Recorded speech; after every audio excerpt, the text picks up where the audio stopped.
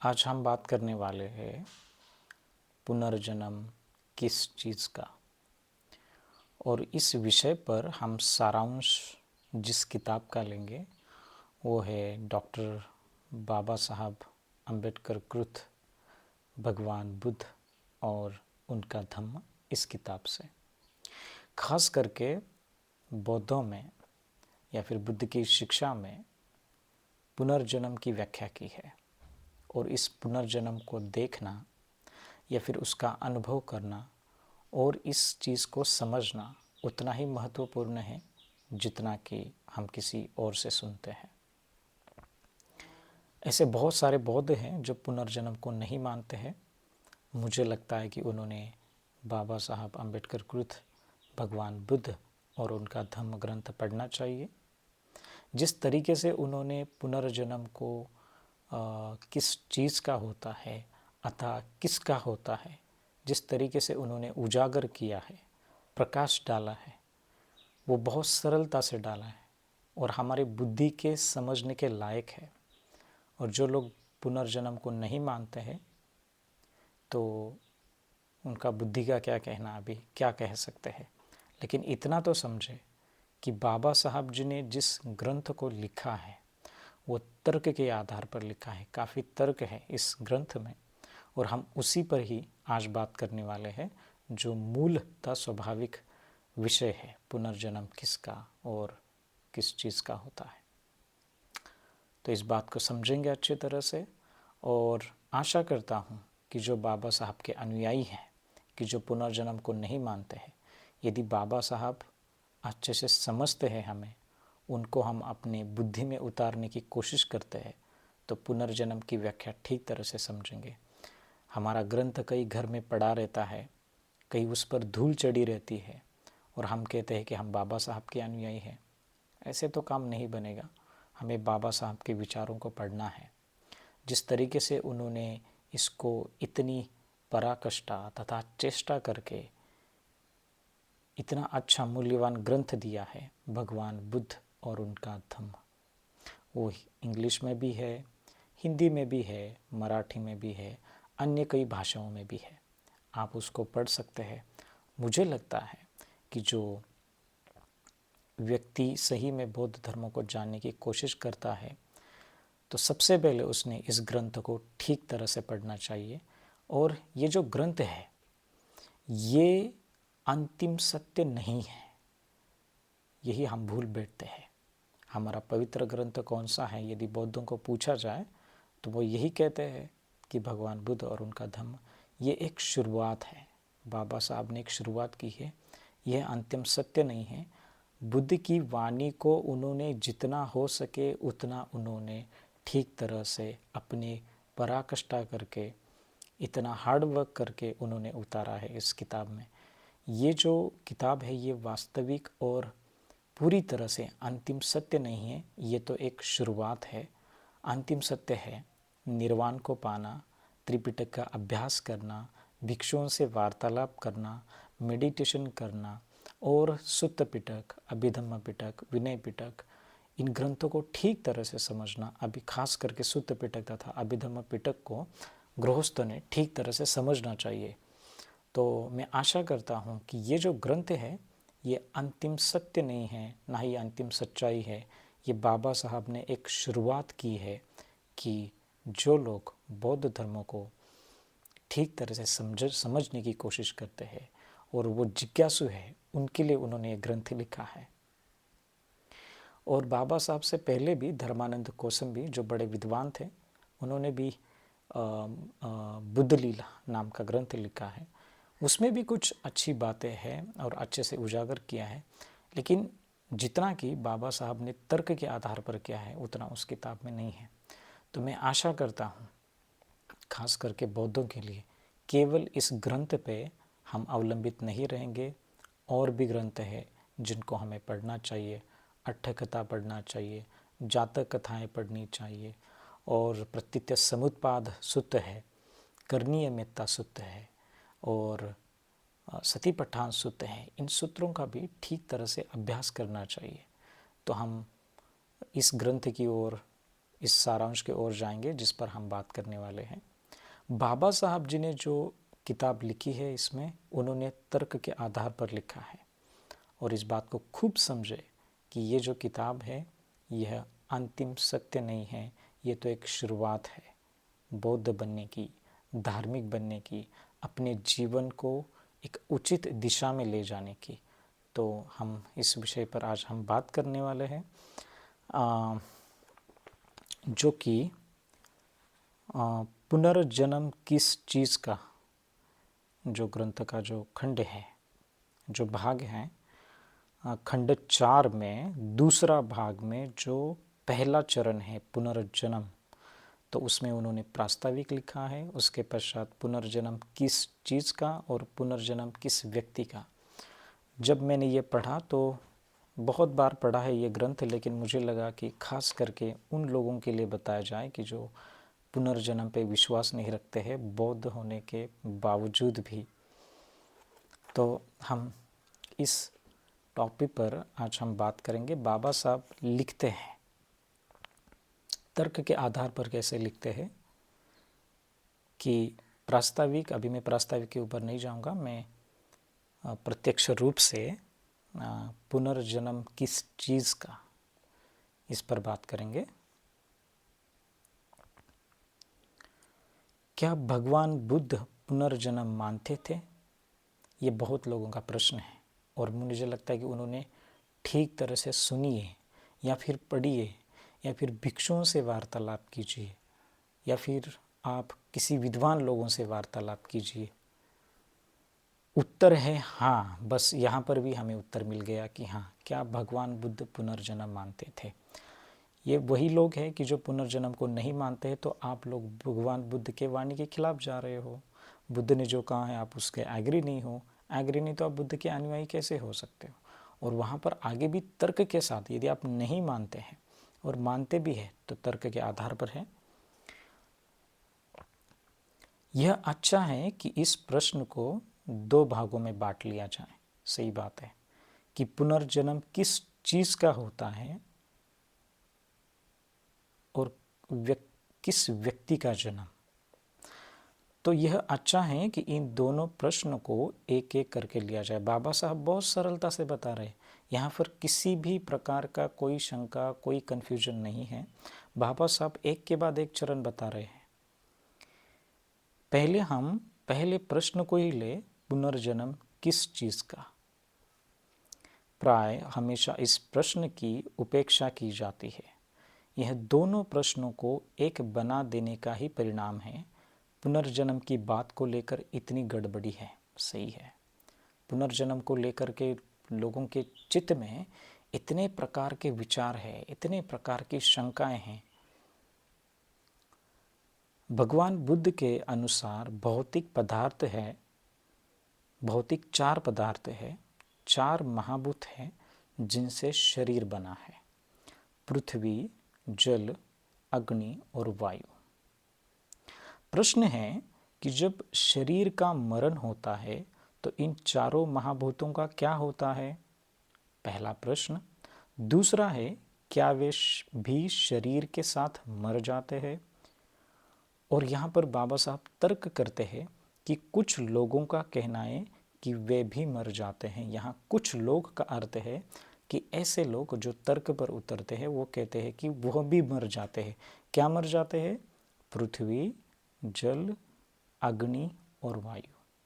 ठीक तरह से समझना, हम बहुत स्टेप बाय स्टेप आ रहे हैं अभी।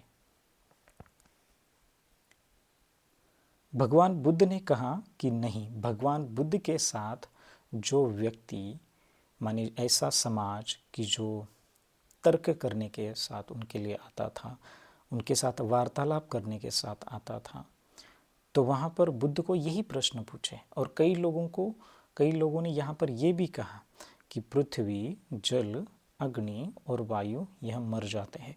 भगवान बुद्ध साफ कहते हैं नहीं।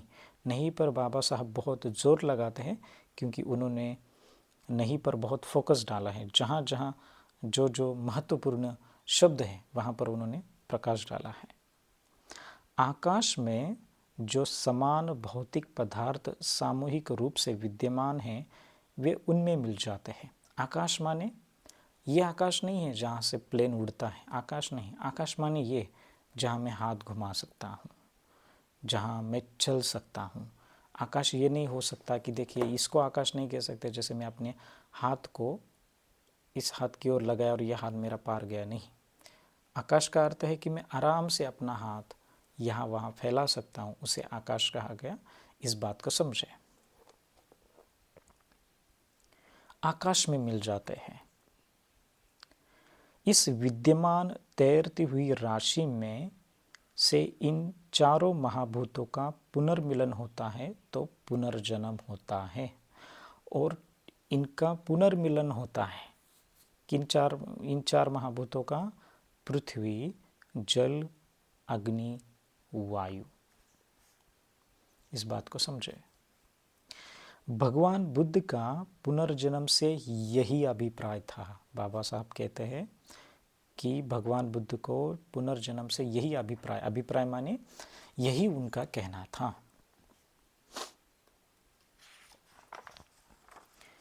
इन भौतिक पदार्थों के लिए यह आवश्यक नहीं है कि वे उसी शरीर के हो जिसका मरण हो चुका है। स्वाभाविक बात है कि किसी व्यक्ति का, किसी जानवर का मृत्यु हो गई है तो आवश्यक बात नहीं कि ये वही पदार्थ हो। वे नाना मृत शरीरों के भौतिक अंश हो सकते हैं। यही बात ध्यान देने की है कि शरीर का मरण होता है लेकिन भौतिक पदार्थ बने रहते हैं। यहाँ पर इस वार्तालाप को बुद्ध ने पूरी तरह से खारिज किया है कि जो समाज या फिर जो संप्रदाय या फिर जो मान्यताएं कहती थी कि पुनर्जन्म के बाद भी पृथ्वी, जल, अग्नि, वायु रहते हैं, बुद्ध ने इसको खारिज किया है। बुद्ध कहते हैं कि ऐसा नहीं है। यही बात ध्यान देने है कि शरीर मरता है लेकिन भौतिक पदार्थ बने रहते हैं। और हमने बात की है जो चार भौतिक पदार्थ है। भगवान बुद्ध इस प्रकार के पुनर्जन्म को मानते थे। भगवान बुद्ध इसी प्रकार के, इसी को ही पुनर्जन्म कहता है व्यक्ति। फिर सारिपुत्र ने महाकोठित के साथ जो बातचीत की उसमें इस विषय पर बहुत प्रकाश पड़ा है। सारिपुत्र भगवान बुद्ध के एक अग्र भिक्षु थे, जो विद्वान थे, प्रज्ञा में अग्र थे। वहाँ पर महाकोठित एक वो भी भिक्षु है, उनसे वार्तालाप हुआ है। वार्तालाप काफ़ी रोमांचक है, काफ़ी रोचक है। जब हम इस ग्रंथ को पढ़ते हैं तो काफ़ी रोचक बातें समझ में आती है यदि हम विवेकता से पढ़ते हैं। यदि हमें किताबें पढ़ने की आदत नहीं है और व्यक्ति जो किताब पढ़ रहा है ना, उसको समझ में नहीं आएगा। उसको शांत चित्त से पढ़ना होगा, उसको तर्क के आधार पर उतरना होगा। वहाँ पर चार महाभूत है। फिर एक संप्रदाय कहता है कि शरीर मरने के बाद वो भी मर जाते हैं, बुद्ध कहते हैं नहीं है, उसको खारिज किया।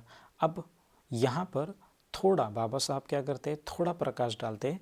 अच्छा चलिए, अभी हमें समझ में नहीं आया, हम थोड़ा संभाषण सुनते हैं। तो लिखा है कि एक समय जब भगवान बुद्ध श्रावस्ती में अनाथ पिंड के जेत वनाराम में गए थे तो महाकोठित ध्यान कर चुकने के पश्चात सारिपुत्र के पास गए और उनसे कुछ ऐसे प्रश्नों को स्पष्ट देने की प्रार्थना की उन्हें हैरान कर रहे थे। तो भगवान बुद्ध श्रावस्ती है, अनाथ पिंड का जेत वनाराम विहार है जो श्रावस्ती जो उत्तर भारत में है। और महाकोटि ध्यान करते थे, मेडिटेशन करते थे। उसके पश्चात उनके चित्त में कुछ प्रश्न आए। ध्यान करते करते व्यक्ति के चित्त में कुछ प्रश्न आते हैं जिनके उत्तर हमें नहीं मिलते। तो उस समय भगवान बुद्ध से पूछने से पहले महाकोटित कहते कि चलिए मैं सारिपुत्र को ही पूछूं, क्योंकि सारिपुत्र जो है वो प्रज्ञा में अग्र है। तो उन प्रश्नों में एक यह था, बहुत सारे प्रश्न पूछे लेकिन बाबा साहब एक प्रश्न पर ज़्यादा प्रकाश डालते हैं। प्रथम ध्यान की प्राप्ति होने पर कितने संयोजनों का प्रहान होता है और प्रथम ध्यान में कौन कौन से अंग शेष रहते हैं। प्रथम ध्यान होता है, प्रथम ध्यान से लेकर द्वितीय, चतुर्थ, पांचवा, छठा, सातवां और ये समाधि की अवस्थियाँ हैं, 8 प्रकार की समापत्तियाँ होती है। उसमें से सारिपुत्र को प्रश्न पूछा है, तो सारिपुत्र का उत्तर था दोनों के 5-5। तो क्या होता है? कामछंद। ये 5 क्या है?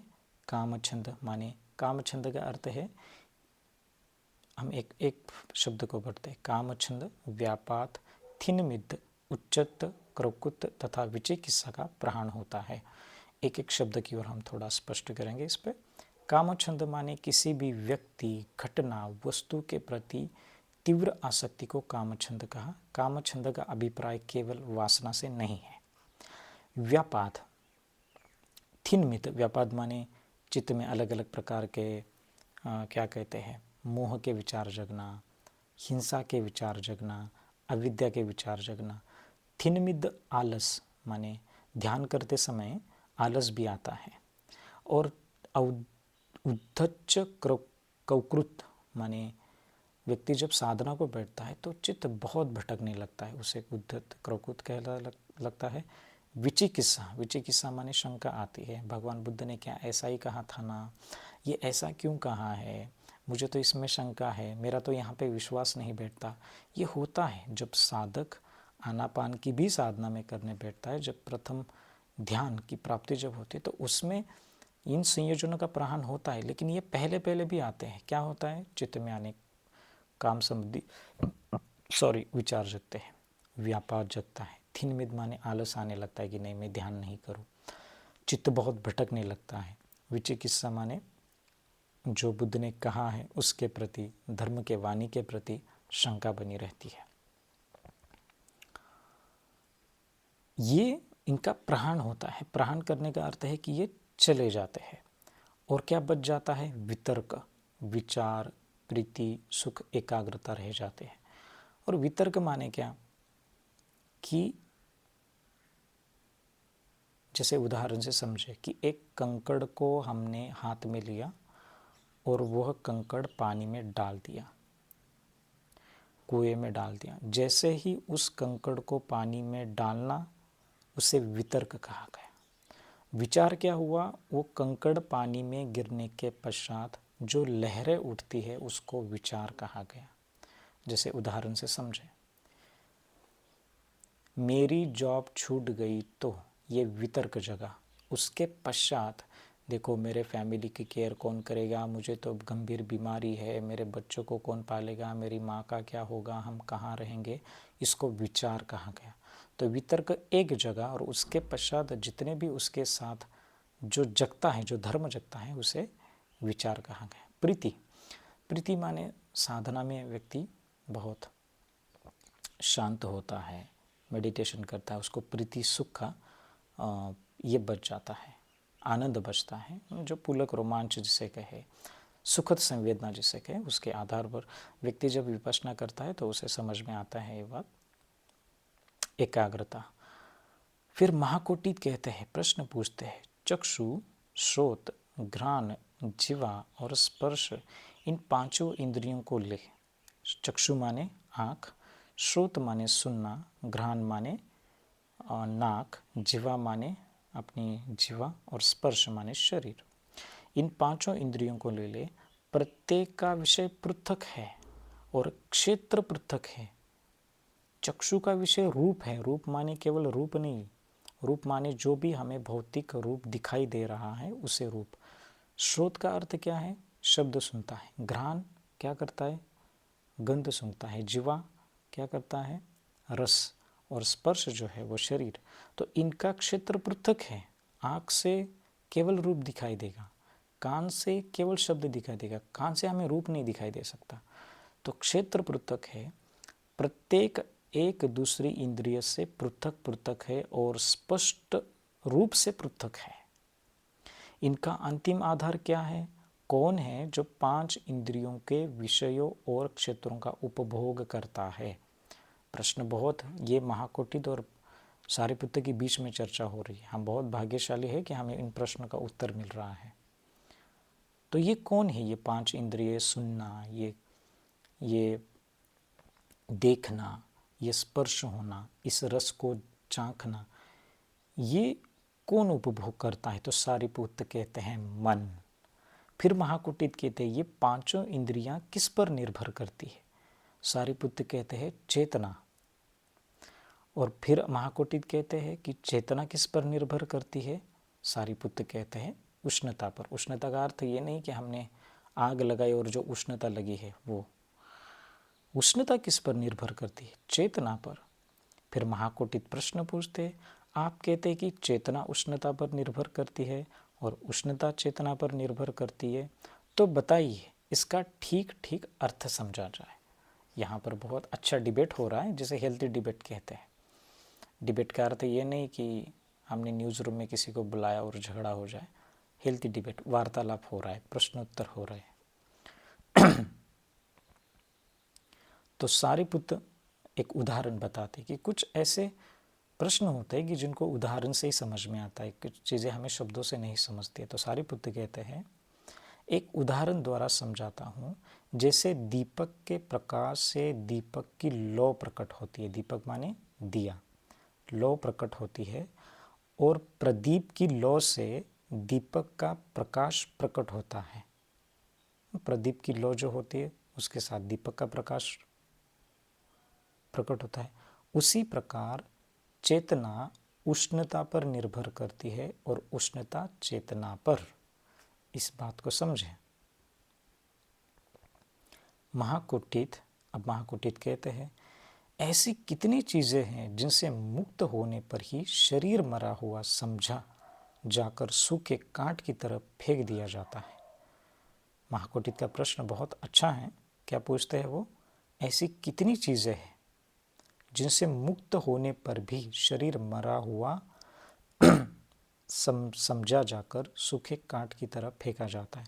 सारिपुत्र कहते हैं जीवित इंद्रिय, उष्णता और विज्ञान। फिर महाकुटित पूछते हैं मृत देह में और उस ध्यानी भिक्खु में जिसने संज्ञा और वेदना का निरोध कर रखा है, क्या अंतर है? देखिए, मृत देह में जिस व्यक्ति का शरीर मृत हो गया है, उस ध्यानी भिक्खु में जिसने, जो मेडिटेशन करता है, संज्ञा, विज्ञान, संज्ञा, वेदना और संस्कार, ऐसे 4 खंड होते हैं, और 5वां होता है रूप, कहते हैं उसे, नाम और रूप कहते हैं। सारिपुत्र कहते हैं मृत देह में न केवल शरीर, वाणी और मन की क्रिया शांत होती है, बल्कि चेतना माने जीवित इंद्रिय भी नहीं रहती। चेतना नहीं रहती, कॉन्शियसनेस जिसे कहते हैं आज की भाषा में, वो नहीं रहती।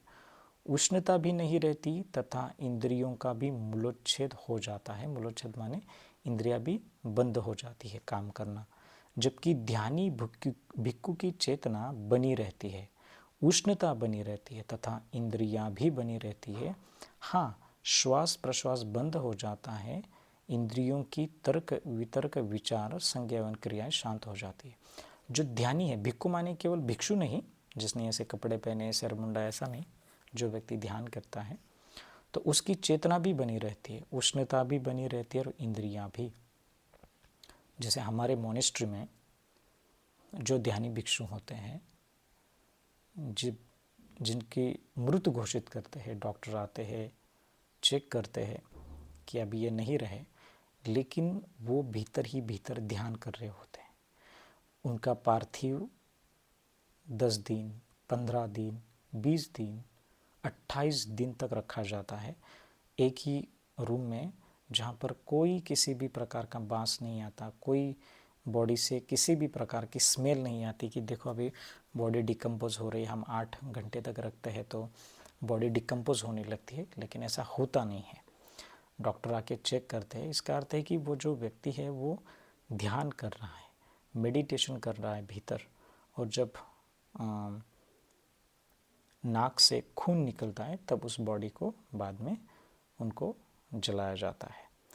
तो ऐसी घटनाएं होती हैं, हो रही है, क्योंकि बहुत सटल लेवल पर हमारा जो चित्त है, सूक्ष्म चित्त, वो काम कर रहा है, चेतना भी है।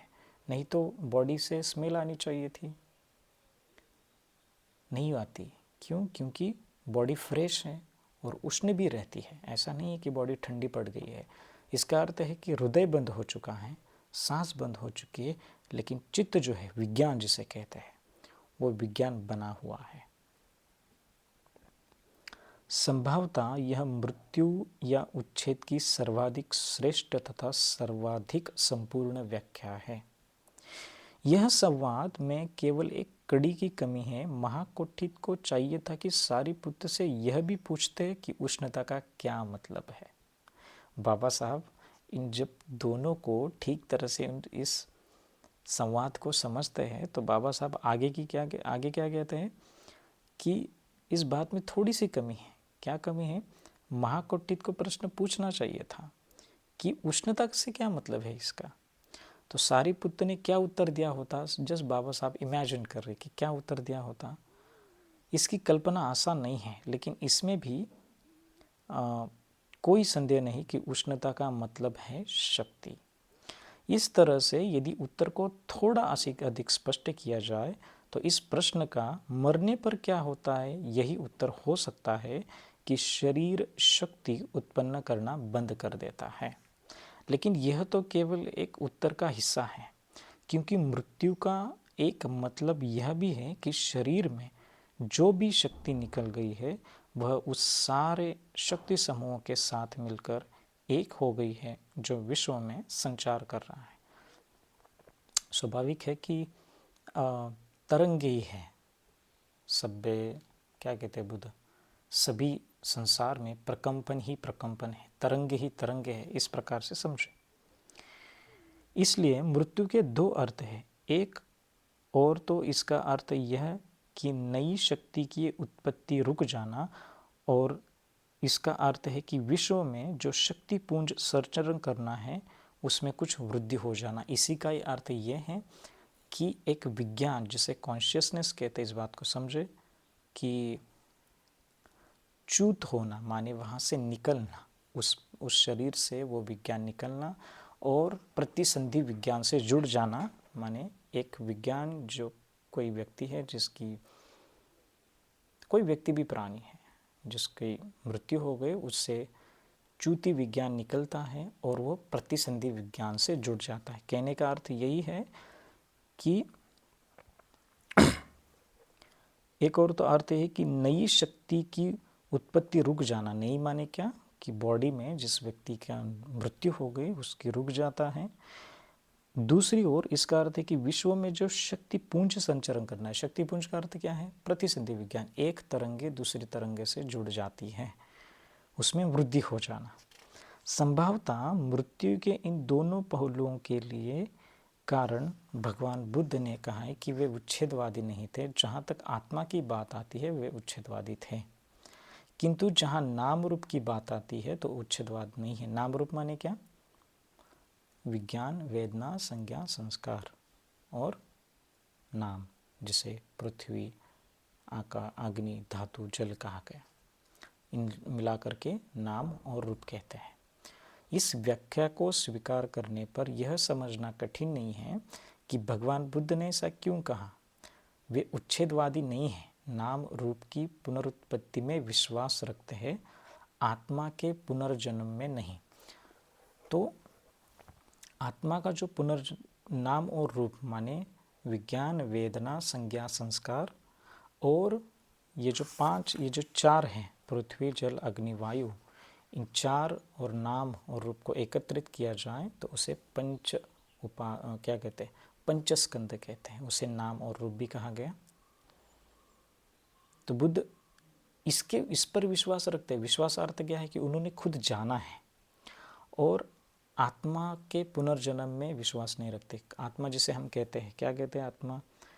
जैसे हम हॉरर मूवी में देखते हैं कि एक आत्मा निकली दूसरे आत्मा से जुड़े, ऐसा नहीं है, जिसे कॉन्शियसनेस कहते हैं। तो जिसको आत्मा के, जो बाबा साहब जिस ग्रंथ को पढ़ा था जहाँ पर आत्मा को मानते हैं, वहाँ पर वो कहते हैं कि उसका पुनर्जन्म नहीं होता। आत्मा के पुनर्जन्म में विश्वास नहीं रखते, लेकिन कुछ लोग हैं कि जो आत्मा के पुनर्जन्म में विश्वास रखते हैं। और इस आत्मा को और ठीक तरह से समझ में आए तो उसको विज्ञान कहा गया, विज्ञान। और यही जो विज्ञान है, ये विज्ञान च्युति विज्ञान से निकलकर, माने वहाँ से बॉडी से निकल के प्रतिसंधि विज्ञान से जुड़ जाता है। इस प्रकार व्याख्या होने पर बुद्ध का मत वर्तमान विज्ञान के सर्वथा अनुकूल है। इसी के अर्थ में केवल कहा जा सकता है कि भगवान बुद्ध पुनर्जन्म में विश्वास रखते हैं। बस यहाँ पर हमें उत्तर मिल गया, भगवान बुद्ध पुनर्जन्म पर विश्वास रखते हैं। बाबा साहब ने इसमें लिखा है कि पुनर्जन्म क्या है। तो हमें दिक्कत कहाँ आ रही है कि हमारी बुद्धि क्यों काम नहीं कर रही, कि हम पुनर्जन्म में क्यों विश्वास नहीं रखे बौद्ध होने के नाते। यहाँ पर समझना ज़रूरी है हमें। शक्ति कभी शून्य में परिणत नहीं होती, विज्ञान का यह पक्का सिद्धांत है। यदि मृत्यु का अर्थ यही किया जाए कि मृत्यु के अनंतर कुछ नहीं रहता, तो यह बात विज्ञान के विरुद्ध होगी, क्योंकि इसका मतलब यह होगा कि सामूहिक रूप से शक्ति में सातत्य नहीं है। यही एक ऐसा तरीका है जिससे पुनर्जन्म संबंधी दुविधा का अंत हो सकता है। यह चैप्टर यहाँ पर क्लोज हो जाता है, जो दूसरा चरण था। तो कहने का अर्थ हमारा यही है कि हम पुनर्जन्म की व्याख्या को ठीक तरह से समझें। बाबा साहब ने जो लिखा है, जो कहा है, उस ग्रंथ को ठीक तरह से समझें। केवल हमें थोड़ा सा ज्ञान है और हमने थोड़े यहाँ वहाँ व्हाट्सएप के मैसेजेस पढ़ लिए और हम खुद को बहुत विद्वान मानते हैं, तो हमारी बहुत अविद्या होगी। मुझे लगता है कि ऐसे लोगों ने ठीक तरह से समझना चाहिए उस ग्रंथ को। बहुत पराकाष्ठा करके इस ग्रंथ को लिखा है, और मैं बार बार कहता हूँ कि एक शुरुआत है बौद्धों के लिए, और जो भी बुद्ध धर्म के प्रति श्रद्धा रखने वाले हैं उनके लिए भी, कि इस प्रकार के ग्रंथ को समझ के एक शुरुआत किया जाए, ताकि आगे जा कर के व्यक्ति साधना, मेडिटेशन, इन बातों को समझे। कोई लोग कहते कि मैं आत्मा को भी नहीं मानता, मैं पुनर्जन्म को नहीं मानता। नहीं मानते तो नहीं मानते। क्या आपके आत्मा तथा पुनर्जन्म नहीं मानने से कुछ बंद नहीं हो रहा है? आपके आत्मा तथा पुनर्जन्म मानने से भी कुछ शुरू भी नहीं हो रहा है। कहने का अर्थ है कि जो लोग आत्मा को और पुनर्जन्म को नहीं मानते थे, वह भी उतने ही दुखी है जितने कि आत्मा और पुनर्जन्म को मानने वाले। तो हमारा सार क्या है कि हमें अपने दुखों से मुक्त होना है। ये तो हमें केवल समझने का एक तरीका है। यदि हम बुद्ध की शिक्षा को अपनाते हैं, समझते हैं, तो एक समझने का एक रास्ता है कि देखिए ऐसा ऐसा होता है। लेकिन अंतिम हमारा उद्देश्य क्या है कि हमें अपने समूल रूप से साधना करके, मेडिटेशन करके, इसको पूरी तरह से हमें अपने क्लेशों का प्रहार करके अंतिम अवस्था, जैसे अरहत्व हो या फिर बुद्धत्व हो, वो प्राप्त करना है। तो ये जो ग्रंथ है वो बिगिनर लोगों के लिए बहुत आवश्यक है समझने के लिए। जो नवसिखिए हैं उनके लिए मैं अनुरोध करता हूँ कि उन्होंने ये ग्रंथ पढ़ना चाहिए। बाकी के जो कुछ गंभीर ग्रंथ है, जैसे राहुल संकृतयन जी के कुछ ग्रंथ है, अट्ठकथा पर है, बुद्ध घोषित है, और क्या कहते हैं, बोधिपथ प्रदीप है, प्रज्ञापारमिता सूत्र है, ये सारे ग्रंथ गंभीर है। लेकिन शुरुआत सबसे पहले हमें यहाँ से करनी चाहिए, और आगे जा कर के बात कुछ उजागर होगी। तो आवश्यक बात यह है कि हम पुनर्जन्म को माने या नहीं माने। खास करके ऐसे लोग जो बौद्ध धर्म के प्रति रुचि दिखाते हैं, बुद्ध की शिक्षा के प्रति रुचि दिखाते हैं, आवश्यक बात यह है कि हम अपने चित्त को निर्मल कैसे करें, वो आवश्यक बात है। अंतिम अवस्था हमें वही है कि हमें अपने चित्त को किस प्रकार से निर्मल करना है। तो आज हमने इसी विषय पर बात की है कि पुनर्जन्म किस चीज़ का। आगे के वीडियो में हम पुनर्जन्म किस व्यक्ति का, इस पर हम बात करेंगे, जो तीसरा अध्याय है। तो आज के लिए इतना ही, और मेरी ओर से आपको बहुत सारी मंगल कामनाएं। आप ध्यान करते रहिए, किताबें पढ़ते रहिए, और कुछ प्रश्न हैं तो विद्वान लोगों से उनके साथ चर्चा करते रहिए। नमो बुद्धाय।